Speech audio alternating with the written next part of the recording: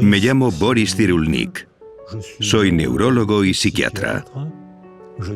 Soy docente en la Universidad de Tolón, especialista en la teoría del apego. ¿Cómo aprende un niño a amar? Es decir, ¿cómo aprende a socializarse? Es la teoría más aceptada actualmente en las facultades de psicología y psiquiatría.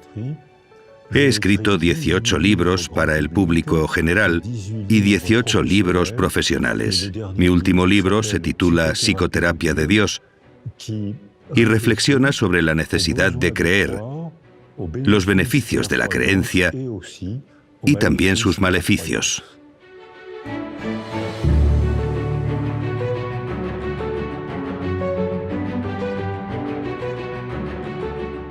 Hola.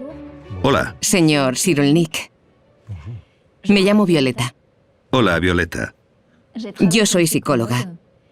Y estoy muy contenta de que esté hoy con nosotros para compartir un poco de lo que sabe. Para empezar, nos gustaría hablar del término resiliencia, por el cual es usted una persona de referencia a nivel mundial. Da la impresión de que, últimamente, el término resiliencia está de moda. Mucha gente habla de él. ¿Podría explicarnos un poco en qué consiste la resiliencia? La definición de la resiliencia no puede ser más sencilla. Es iniciar un nuevo desarrollo después de un trauma. No puede haber una definición más simple. Lo complicado es descubrir qué condiciones la permiten, es decir, la segurización, la recuperación, las relaciones y la cultura. Hay que unir todo esto para responder a esa pregunta. ¿Cuáles son las características de una persona resiliente? Depende de la manera en que se construye la personalidad. Si alguien desde el nacimiento, e incluso antes, ha recibido improntas biológicas que lo fortalezcan, se desarrollará. Y si le ocurre una desgracia, sabrá enfrentarse mejor a ella. Ahí hablaríamos de resistencia. Si alguien está traumatizado y después de la desgracia es capaz de iniciar un nuevo desarrollo, entonces hablamos de resiliencia. Es decir, depende un poco de la persona y mucho de su entorno antes del trauma y de su entorno después del trauma. ¿Cómo podemos ayudar a un niño para que sea más resiliente, tanto en casa como en el colegio? Para que el niño pueda adquirir los factores que le permitirán ser resiliente, de entrada hay que transmitirle seguridad. Primero hay que darle seguridad a su madre. Estadísticamente son las mujeres quienes se encargan de los niños. Por eso tiene que sentirse segura y ella, involuntariamente, transmite esa seguridad, que es lo que da seguridad al niño. También hace falta un entorno seguro, estructurado por la madre y por alguien más, que puede ser el padre, la abuela, la guardería, el hogar familiar. Si el entorno seguro protege al bebé, al niño, cuando llega al colegio, ya ha adquirido el placer de aprender. Y el colegio será para él una aventura, un estrés, un pequeño miedo que será capaz de superar. Volverá por la tarde a su casa y estará orgulloso de sí mismo. Le contará a su mamá lo valiente que ha sido y lo que ha acontecido en el cole. Si ha estado vulnerabilizado porque su madre ha sufrido agresiones, porque ha sido abandonada, porque ha estado enferma, porque la vida puede ser muy difícil. Pero los dos grandes factores que vulnerabilizan al bebé son la violencia conyugal y la precariedad social. Es decir, que si alrededor del niño hay violencia conyugal, quien sufre es el bebé, aunque nadie lo toque. Si los padres viven en la precariedad social, algo que cada vez es más frecuente, Son padres que no están disponibles, no tienen ganas de jugar con el niño, están tristes y el entorno que envuelve al niño no le aporta seguridad. Y por eso vemos grupos de niños que no se sienten seguros, que llegan al colegio y le tienen miedo, no les gusta nada. Estos niños lo tienen difícil para ser buenos estudiantes. No es porque tengan un cerebro peor, sino porque no han sentido seguridad desde que empezó a construirse su personalidad. Hemos hablado varias veces sobre segurizar a los niños. ¿Podría explicarnos a qué se refiere cuando habla de segurizar a los niños? La definición de segurización es crear un apego familiar. Y el apego, el amor, es algo flamante, es fiebre, es ardor, está separado de la realidad. Mientras que el apego, por el contrario, se teje en el día a día, con la forma de hablar, compartir el desayuno, la forma de sonreír, la forma de enfadarse también. Está en la vida cotidiana, pero se va tejiendo en el día a día, por lo que apego no es amor. Pero el apego, una vez creado, se convierte en un vínculo muy fuerte, y los niños se sienten seguros por ese fuerte vínculo, porque es un sentimiento de familiaridad. Sé cómo hablarle a mi madre, sé cómo hablarle a mi padre, sé que cuando mi padre hace esto, no me debo fiar, sé que este gesto lo conozco, estoy tranquilo, estoy en casa, no tengo miedo, sé los comportamientos, sé lo que hay que hacer. Yo, niño, he aprendido a hacer esto. Estoy tranquilo, no angustiado. Aunque haya una adversidad, que siempre las hay en el día a día, sabré cómo gestionarla, no me angustia. Lo que crea esa seguridad en un niño es ese vínculo que se va tejiendo a diario, palabra a palabra, desayuno a desayuno. Las cosas cotidianas crean un vínculo que da seguridad al niño.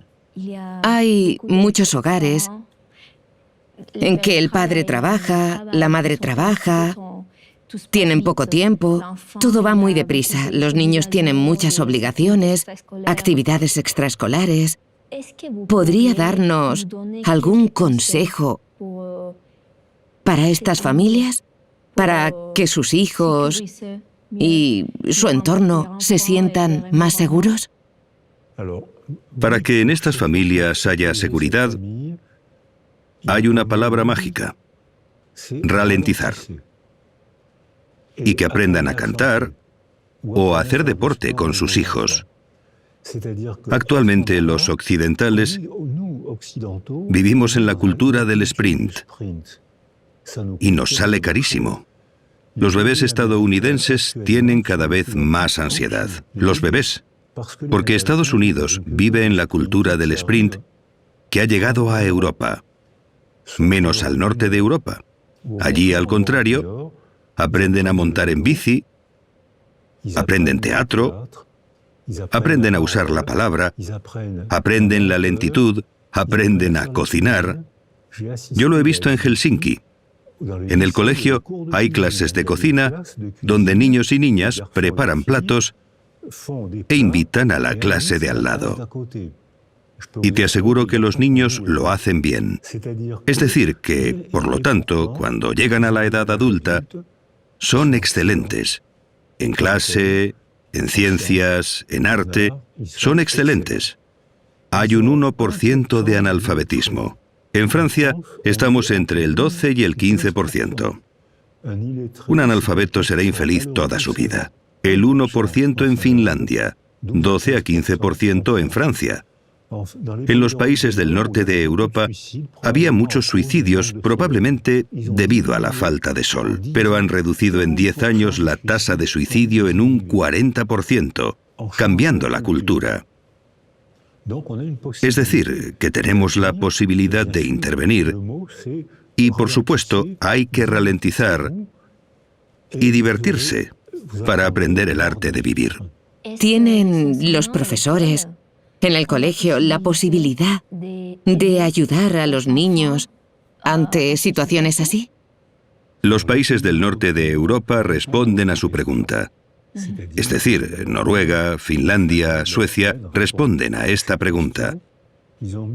Allí tienen una estrategia educativa muy distinta de la nuestra, y aún más de los países orientales como Japón o China. En los países orientales hacen sprintar a los niños, y el colegio es tan violento que los japoneses me han dicho que es una forma de maltrato. Los países del norte de Europa hacen lo contrario, ralentizan a los niños y así les dan seguridad. Los niños aprenden a resolver problemas con facilidad, por lo que tienen buena autoestima. Por eso, a los 15 años, cuando hacen las evaluaciones escolares, las pruebas PISA determinadas por la UNESCO, los finlandeses son medalla de oro pese a que ralentizan todo lo posible el desarrollo de los niños. Pero ralentizándolos, les dan confianza y los niños con confianza aprenden a jugar a aprender. Se lo pasan bien aprendiendo. Recuperan el retraso en pocos años y a los 15 años son medalla de oro en las evaluaciones de la UNESCO. Si no hemos adquirido la resiliencia en la infancia, ¿todavía podemos aprenderla en la edad adulta? La resiliencia está en marcha toda la vida, pero los primeros años son muy importantes. Es como una partida de ajedrez. Los primeros movimientos son muy importantes, pero mientras la partida no haya terminado, siguen quedando buenos movimientos. La resiliencia no es la misma cuando somos niños, antes de hablar, cuando somos niños y sabemos hablar, cuando somos adolescentes o cuando somos personas adultas. Los casos que accionan la resiliencia no serán los mismos. La resiliencia funciona mucho peor pasados los 120 años. Ahí funciona peor. ¿Podría dar algún consejo específico para los adultos que quieran desarrollar la resiliencia? El primer consejo es que no se queden solos. Cuando sufrimos un trauma, estamos tan tristes que nos hacemos un ovillo, apretamos los dientes y nos aislamos. Y esto solo agrava, ya que el recuerdo de la herida se refuerza más y más. Solo pensamos en eso y agravamos el sufrimiento. Así que el primer consejo sería luchar contra uno mismo si nos apetece aislarnos. Y sobre todo, hay que hablar o quedar con la gente con la que tengamos confianza.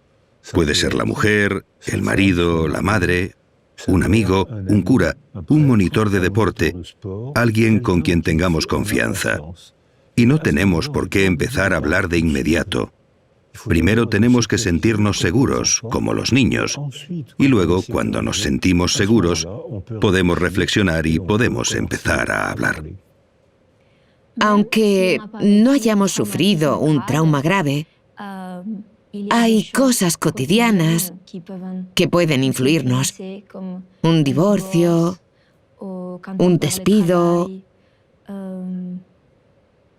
¿Cómo pueden superarse estas cosas? Es imposible hacer un baremo de traumas.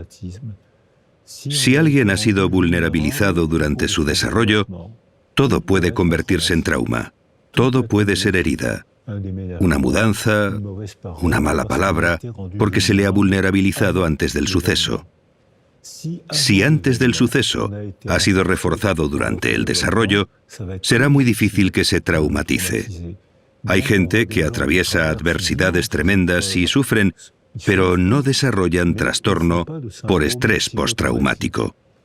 Y al contrario, hay gente que ha sido vulnerabilizada, debilitada durante su desarrollo por vivir en la precariedad social, por la violencia conyugal, por haber sufrido y no haberlo podido expresar, por haber ocultado el sufrimiento. En estos casos, cualquier suceso puede dañar muy profundamente. La diferencia entre el sufrimiento y el trauma es que ahora podemos ver el trauma mediante imágenes cerebrales. Podemos ver cómo funciona el cerebro. Durante un trauma el cerebro se apaga, no funciona o funciona mal, mientras que en el sufrimiento el cerebro no se apaga. Estás afligido, ansioso, triste, enfadado, pero el cerebro funciona, mientras que en un trauma se ralentiza, no funciona, solo muestra colores apagados, azul, verde, gris.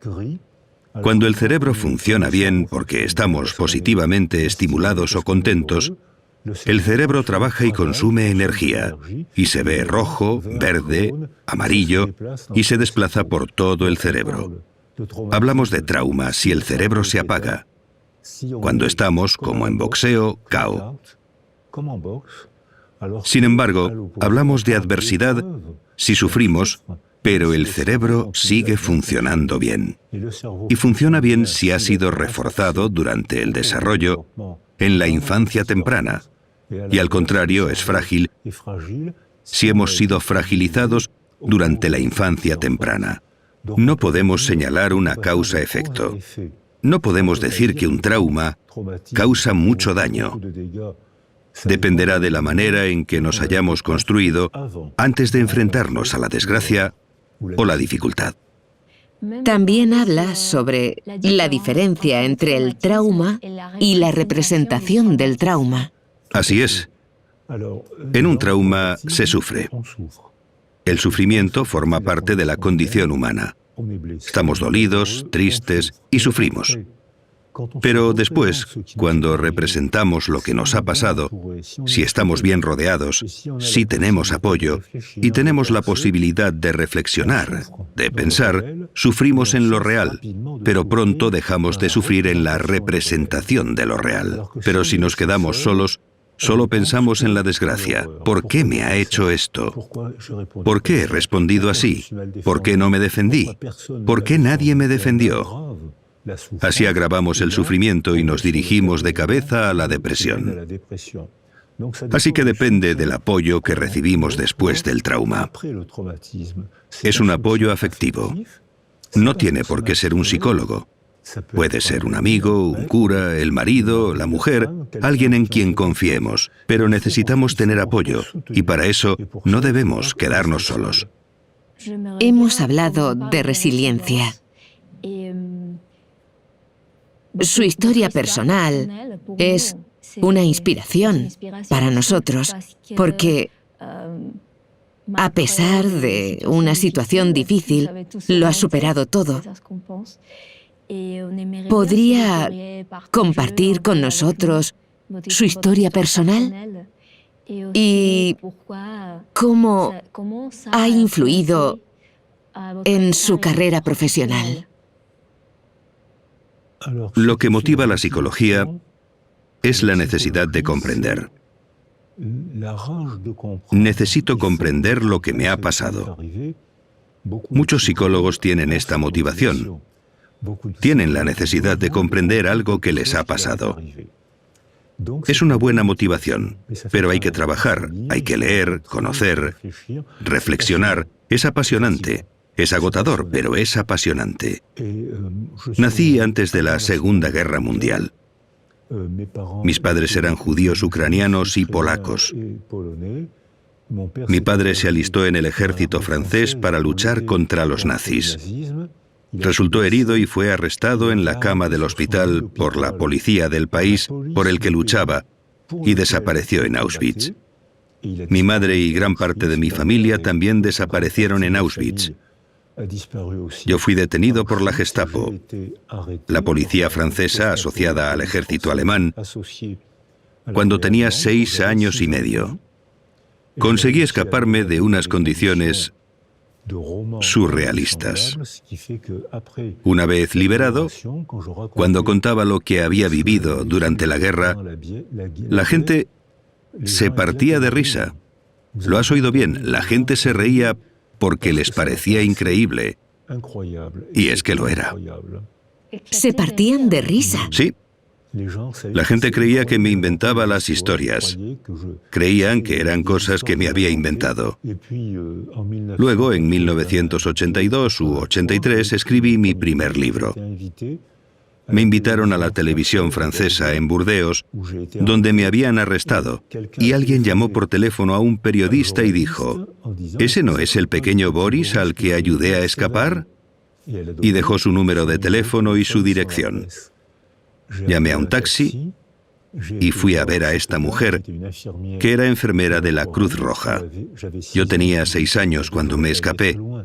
No podía irme muy lejos. Me hizo señas para que me escondiera bajo el cuerpo de una señora moribunda y el coche se marchó.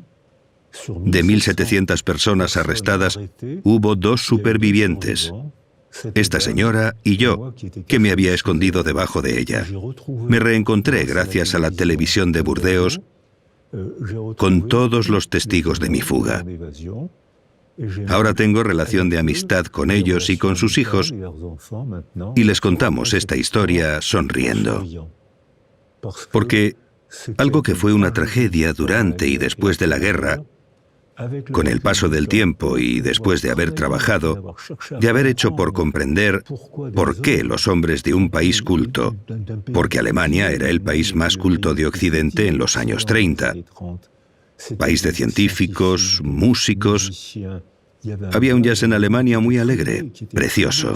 Era el país más culto de Occidente, y fue en ese bonito país, en esa bella cultura germánica, donde sucedió una de las mayores tragedias de la historia humana, la Segunda Guerra Mundial y el nazismo. Pero ahora podemos hablar de ellos sonriendo. Podemos intentar comprender. Con los hijos de esta señora y con los nietos de esta señora, bajo la cual me escondí porque estaba moribunda, hablamos de esto sonriendo. Tras haber escuchado su historia, me pregunto, para que un niño sea más resiliente, ¿los factores proceden del nacimiento? O sea, ¿son genéticos o tienen que ver con el entorno? El factor genético juega un papel muy pequeño. El sexo está determinado genéticamente. El color de los ojos, el color del pelo. Hay 7.000 enfermedades genéticas.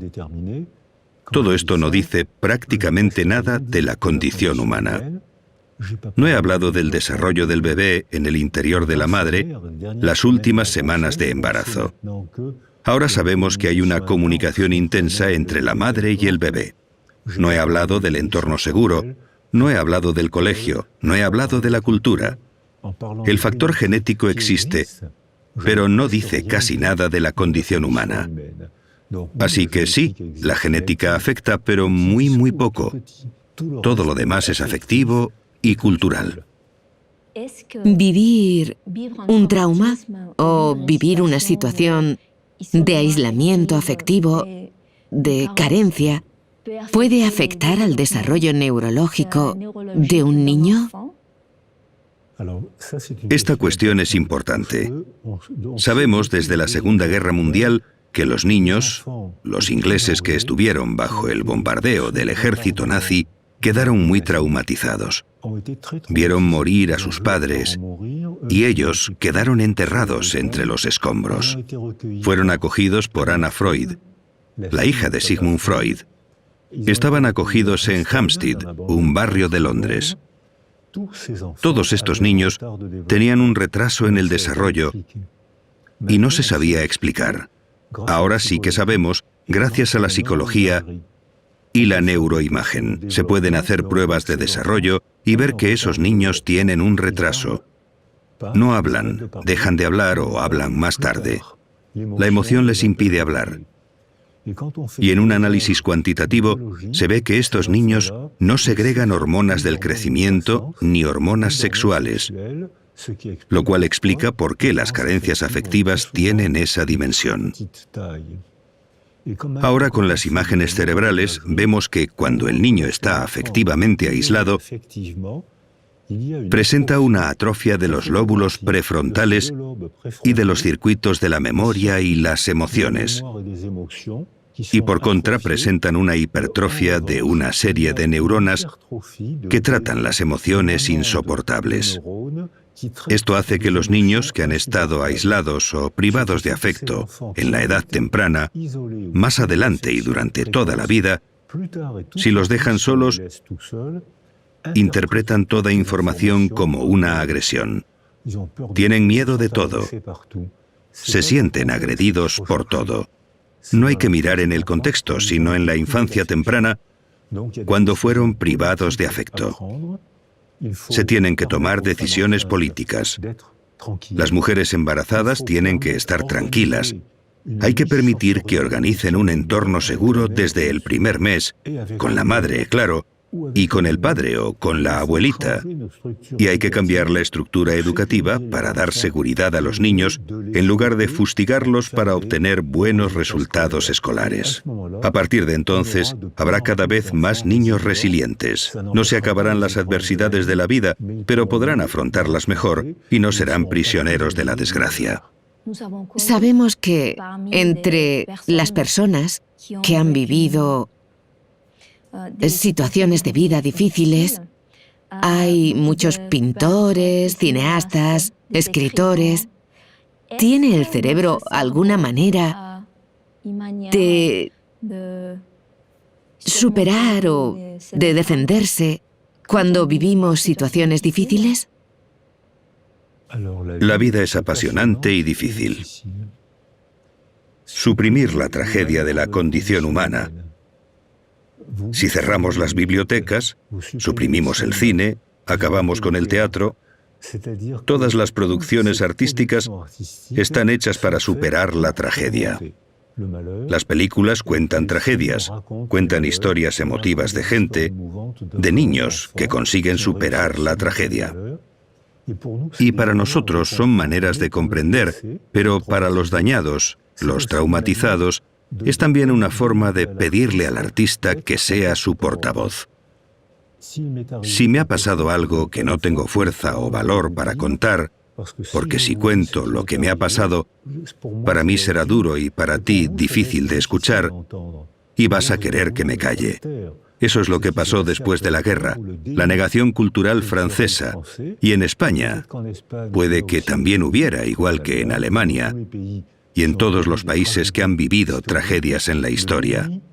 La negación es protectora porque nos permite evitar afrontar el problema. Pero esta negación que protege obstaculiza la resiliencia porque no afrontamos el problema. Sin embargo, cuando damos la palabra a los artistas, a los poetas, los cantantes, escritores, cineastas, ahí las emociones están controladas, porque podemos hacer del actor. El actor se convierte en nuestro portavoz y él dirá lo que yo no tengo fuerza para decir. El desvío, el alejamiento de la emoción, el control de la emoción, la representación de la tragedia de manera soportable, ya sea con una película, una novela. Así los demás pueden intentar entender sin angustiarse ni sentirse incómodos por la tragedia. Si yo te cuento la tragedia que me ha ocurrido, vas a querer que me calle porque te incomodará. Y me dirás, bueno, ya pasó. Pero no, no ha pasado. Está grabado en mi memoria. Puedo callarme. Si me pides que me calle, yo me callo. Pero no ha pasado. Al revés, si me callo, le daré vueltas y lo reforzaré. Si te digo, yo no tengo fuerzas para decirlo, pero ve al cine a ver tal película que cuenta una historia de una violación. Cuenta cómo consigue una mujer forcejear, defenderse, volver a la vida. Ve al cine a ver la historia de un exilio, para ver cómo se han adaptado a una nueva cultura, que no siempre fueron bien recibidos. Llorarás, te emocionarás y comprenderás. Y a partir de ahí, nos entenderemos mejor y podremos hablar gracias a los artistas. El arte juega un papel muy importante en el proceso de resiliencia. Además, todos los niños se benefician de esto, estén o no traumatizados. Se benefician de la función artística y debemos informarles, debemos entrenarles para convertirse en pequeños artistas. Porque como la madre está siempre ahí, el niño no necesita nada. Es ella quien lo recibe todo en lugar del niño. Pero cuando la madre se va a trabajar o a ocuparse de ella misma, hacer la compra, el niño está solo y tiene que aprender a soportar la marcha de su madre, haciendo dibujos y pensando, cuando vuelva mamá le daré este dibujo y se pondrá contenta, me dará un abrazo y será una fiesta afectiva. Después, si mamá se va, si mis amigos se van, lo contaré, escribiré un relato. Lo comprenderán. Es verdad que necesitamos una carencia para volvernos creativos. La carencia invita a la creatividad. En un niño totalmente aislado, su cerebro estará dañado y no podrá ser creativo. Pero un niño demasiado protegido tampoco invita a la creatividad. Entonces la madre, el padre, tienen que estar ahí para darle seguridad y de vez en cuando considerarse a sí mismos como personas para dejar un espacio vacío al niño, para que el niño dibuje, invente un cuento, una novelita, para esperar el retorno de la madre. Es la carencia lo que invita a la creatividad. Entonces, cuando habla de resiliencia, también habla de altruismo. ¿Existe una relación entre el altruismo y la resiliencia? Hemos leído que hay mecanismos de defensa psicológicos positivos. ¿Puede hablarnos un poco del altruismo y estos mecanismos? Cuando hemos vivido una tragedia, estamos a la defensiva. Necesitamos defendernos. Y cuando retomamos nuestra vida y sufrimos menos, muy a menudo a la gente le nace un deseo altruista. Tienen ganas de ayudar a otros, porque saben lo que es el sufrimiento. Muchos psicólogos se hacen altruistas porque han tenido un problema, un sufrimiento en la infancia que los lleva a... Les interesa el mundo de los otros. Cuando trabajé en el Congo con los niños soldado, cuando les preguntaba qué querían ser de mayores, casi todos me contestaban que querían ser periodistas o médicos. ¿Por qué periodistas? Porque tengo que contar esto. Tengo que dar testimonio de lo que ocurre cuando un niño se transforma en soldado. ¿Y por qué médicos? Porque sé lo que es el dolor y quiero aprender a proteger a otros niños del dolor. El altruismo es un mecanismo de legítima defensa para combatir el dolor. Muchos médicos, psicólogos, asistentes sociales conocen este proceso que es bueno, es moral, porque invita a entender y a compartir con alguien lo que hemos entendido. Pero, igual que las madres que deben estar ahí, pero no siempre, el terapeuta, el cura, deben estar ahí, pero no siempre.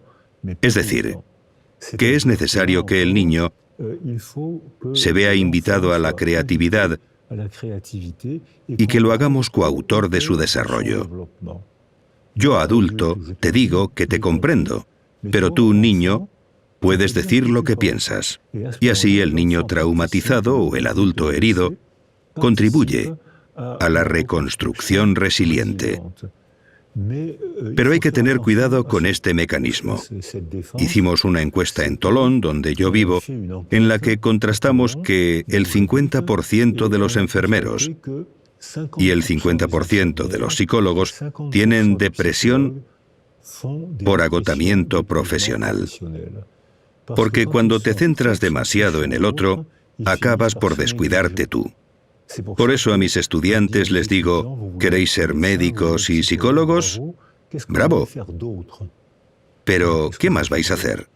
¿Cómo que qué más? Preguntan. Claro, si eres psicólogo, apúntate a un coro y aprende a cantar o a un equipo de fútbol. Haz algo más para preservarte tú, porque tú eres una persona también. No debes sacrificarte por otro. Ayudas a los demás porque es tu...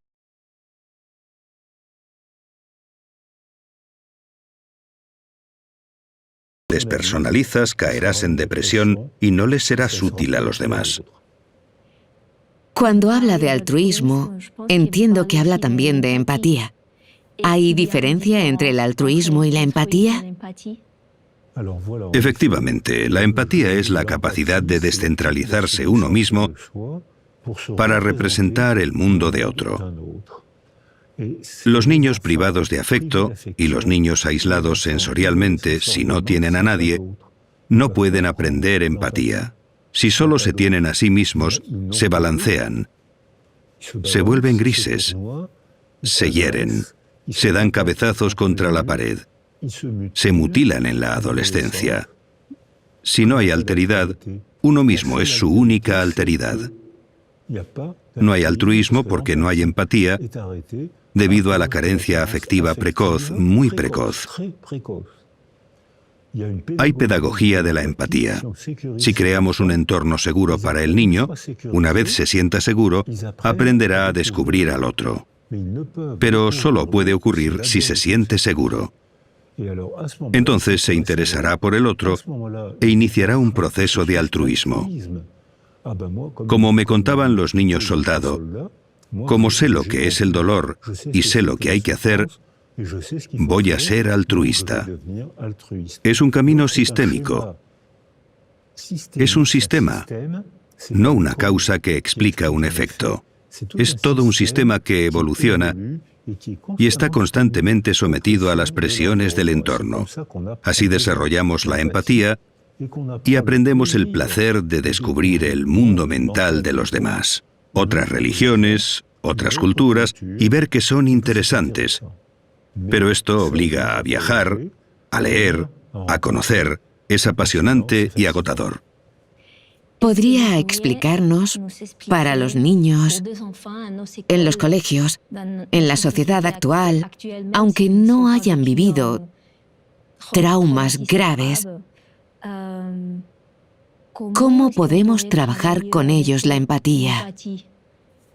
Por parte de los profesores, el centro educativo, los padres. Eso es lo que nos pidió Macron, el presidente de Francia. Le enviamos no hace mucho un informe sobre jardines de infancia que fue muy bien recibido por el presidente, los medios, los periodistas y las familias. Hay que introducirlo en el colegio, en las guarderías incluso. Nosotros trabajamos con músicos, musicólogos y neurólogos asociados. Sabemos que un niño que toca un instrumento estimula el lóbulo temporal izquierdo. Gracias a la neuroimagen hemos visto imágenes y vídeos. La zona temporal izquierda es la que trabaja el lenguaje. Los niños que tocan un instrumento hablan mejor y hablan antes que aquellos que no tocan ningún instrumento musical. Y los que no saben tocar ningún instrumento, los metemos a cantar en un coro. Hemos constatado que los niños que hacen música socializan con más facilidad porque se sienten confiados con los demás. La confianza es el verdadero tranquilizante. Se sienten familiarizados con los demás, hablan con más facilidad, aprenden rituales de interacción. Por eso socializan más fácilmente, les gusta la escuela y tienen un buen rendimiento escolar, con la música y el deporte en el colegio. Al hacer deporte estimulamos el cerebro y funciona mejor. Mientras que ahora en Occidente, ¿qué padece todo el mundo? Enfermedades derivadas del sedentarismo, porque hemos descuidado nuestro cuerpo. También el dibujo, el teatro y el cine son excelentes para desarrollar la empatía. ¿Crees que la tuya es la única religión válida y que los demás son infieles por creer en otro Dios?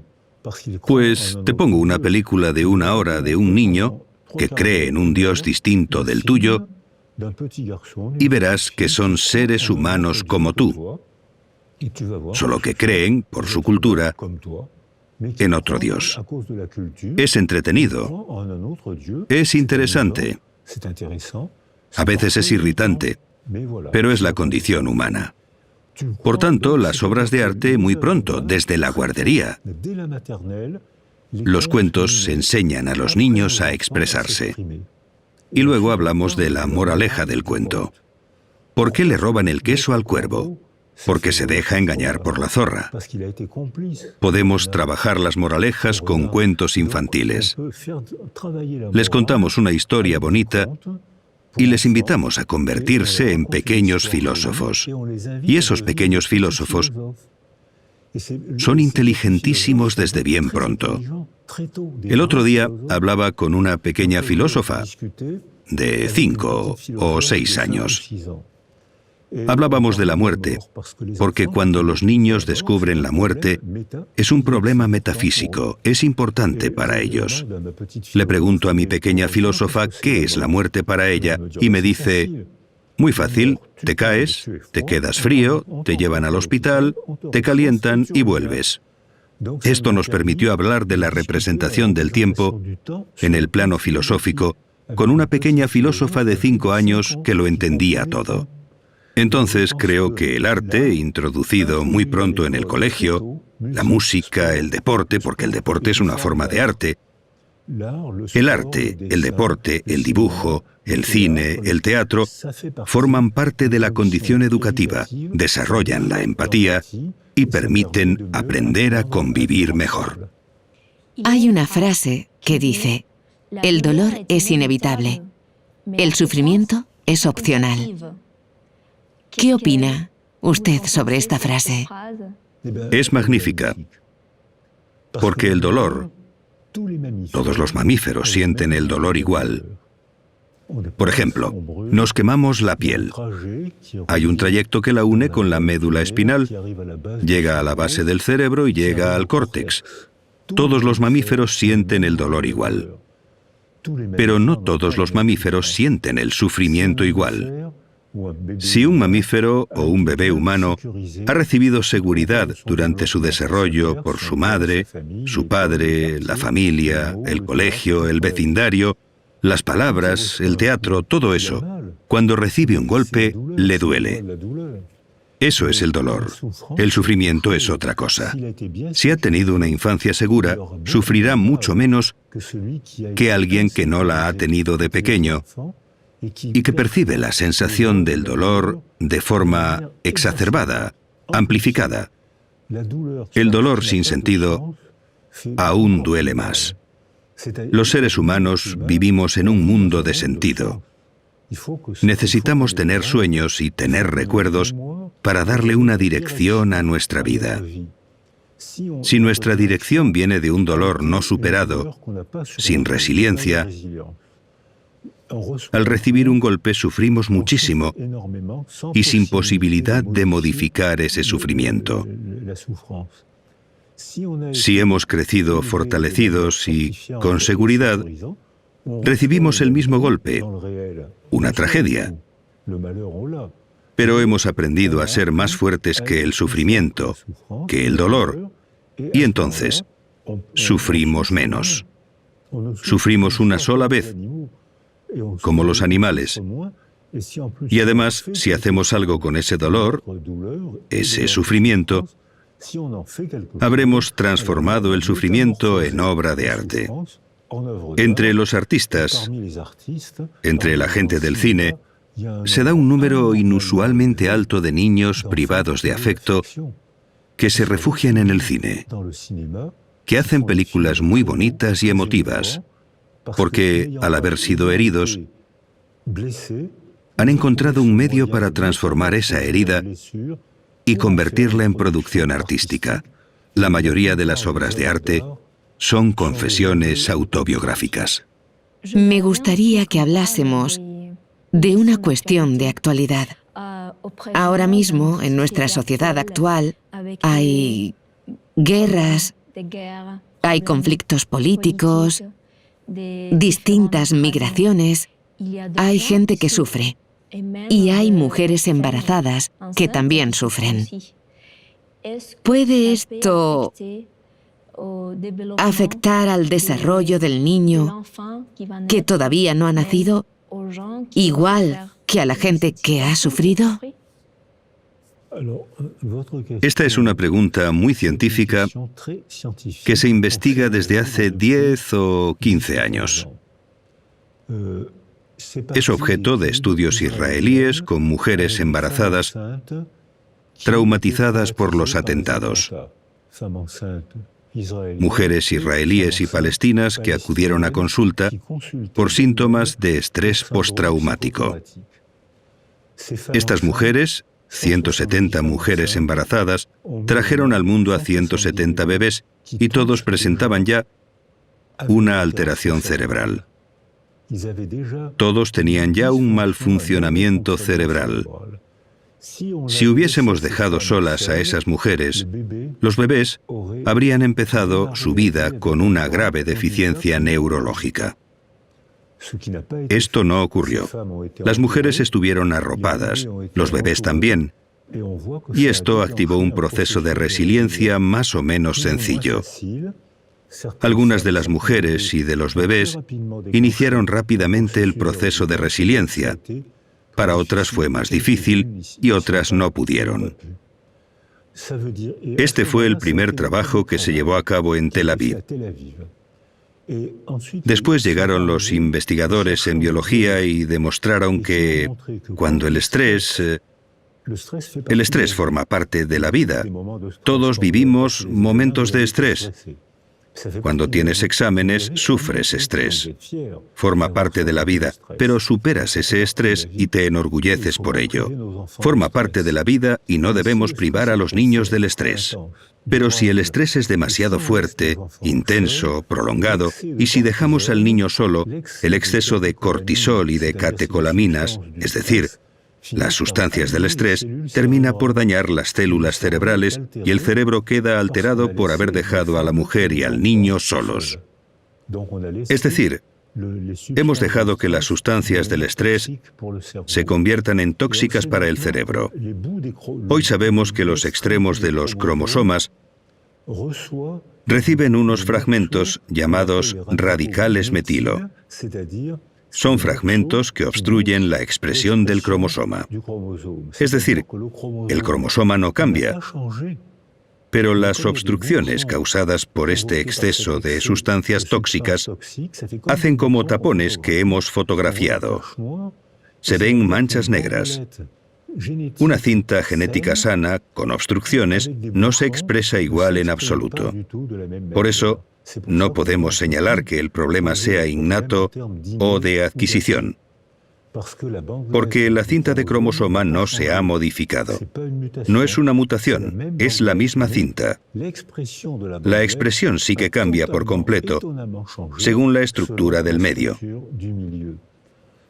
Se empezó a hacer en animales y se vio una misma cinta genética de rata. Si dejamos que la rata se desarrolle en un medio pacífico, se convertirá en una rata grande, gorda, mansa, con una larga esperanza de vida. Con el mismo tipo de rata, si la ponemos en un medio de estrés, de alerta, de agresión constante, se convierte en una rata pequeña, arisca y negativa, hiperkinética, es decir, muy ajetreada y con una esperanza de vida muy reducida. Es la misma cinta genética que experimentalmente hemos hecho que se exprese de manera totalmente diferente, morfológicamente, a nivel de comportamiento y de la esperanza de vida. Por lo que el problema de lo innato y lo adquirido es un sinsentido absoluto.